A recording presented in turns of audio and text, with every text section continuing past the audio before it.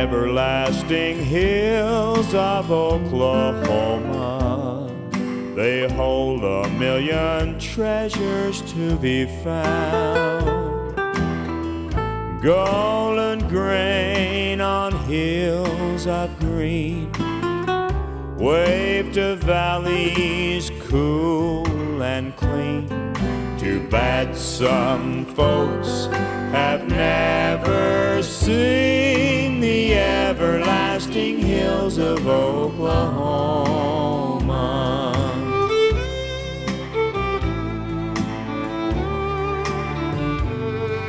The everlasting tales of Oklahoma are told in clouded statues in the sky.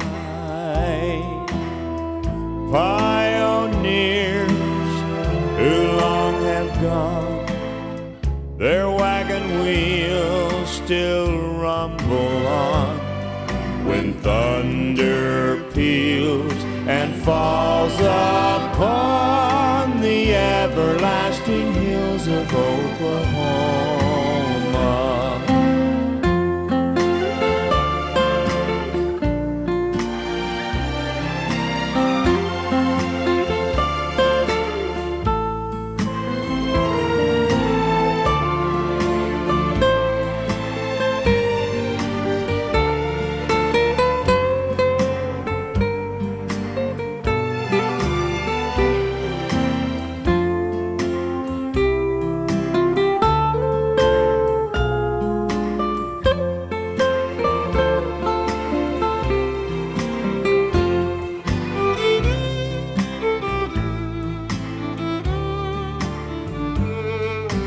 Everlasting fame of Oklahoma will live in names of men she called her own. Some were right and some were wrong in history's pages, prose and song. Oh, hail them now, for they all belong to the everlasting hills of Oklahoma.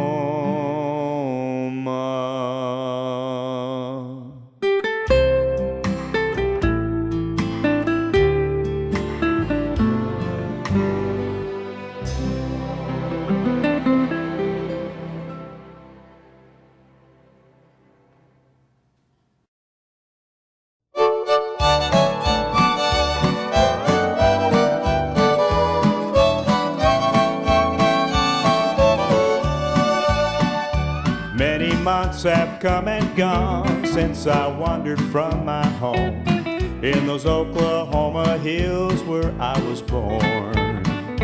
Many a page in life has turned, many lessons I have learned, yet I feel like in those hills I still belong.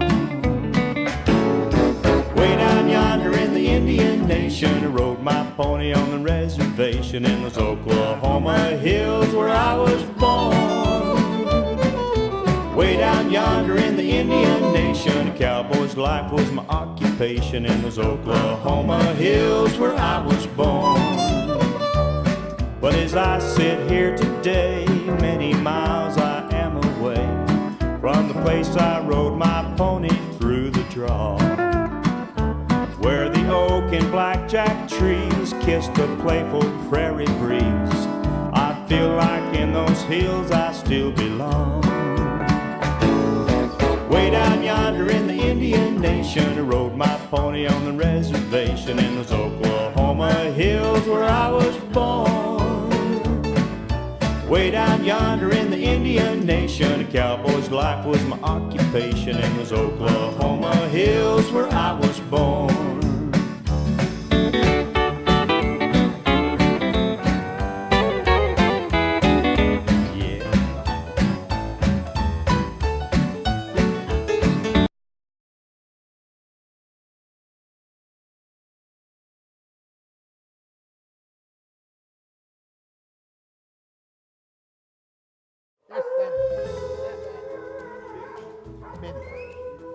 I always wanted to to be a dog trainer or a horse trainer. I guess I was just born with that. It's heredity. Horses and dogs and cattle and animals. My granddad did it.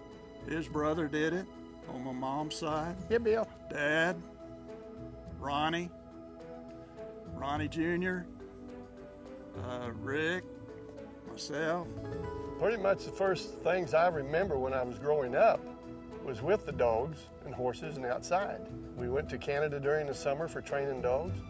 We just always had dogs. My family originated from Big Cabin. My father and my uncle Delmar obviously were brothers and started training dogs back in the 50s. When I started realizing there was something special going on was in 1955, was when Dad came home from a trial. He had just won a national championship. And then from there on, he won 4 other championships, and I think in about 8 or 9 years. I got to know most all of the original oil men, and a lot of the presidents have hunted over our dogs. So we like to have them have a good bite, and that head to set in there on about a 45-degree angle. It's a touch. It's an art, basically. I think it is. You can see when the light comes on for that first year dog and they start to put it together, and there's an excitement that's in his gait that you don't see any other time in his life. Dogs are magnificent animals, and they have a passion for hunting, a passion that we probably can't even understand. I mean, watching a top dog cover the ground, go to exactly the right places on his own initiative, and watching him point, be steady to wing and shot, and watching the birds fly off. You know, people ask me, well, do you hunt? I said, no, I don't hunt. I love going, I love taking the people, and love being around the people, but yeah, the dog is the most important thing, I think. A lot of people ask me, what's my favorite dog?